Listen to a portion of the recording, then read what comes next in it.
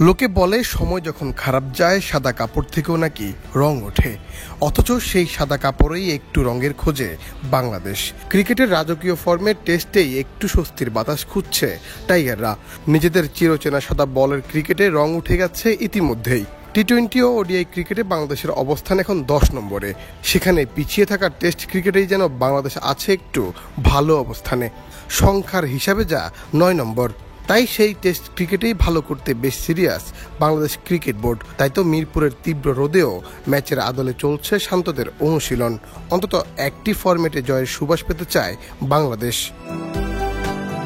17 তারিখ থেকে শ্রীলঙ্কার বিপক্ষে শুরু হচ্ছে সিরিজ, যেখানে 2টি টেস্ট ও 3টি করে ওডিআই ও টি-20 ম্যাচ খেলবে শান্ত বাহিনী।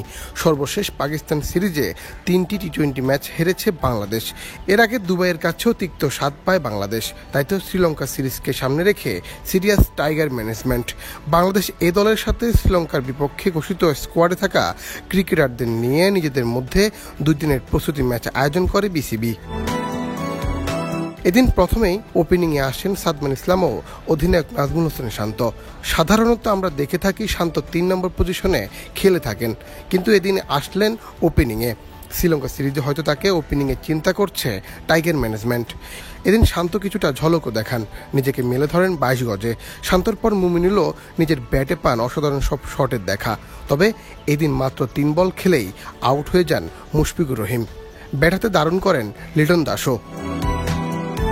অন্যদিকে বল হাতে 5 উইকেটের দেখা পান ইবাদত হোসেন চৌধুরী। এছাড়া নাহিদ রানার বলেও ছিল গতি সুইং। তবে দেখার বিষয় এমন পরিকল্পনা কতটা কাজে আসে বাংলাদেশের। মুন্না চন্দ্র দাস, বাংলাদেশ প্রতিদিন।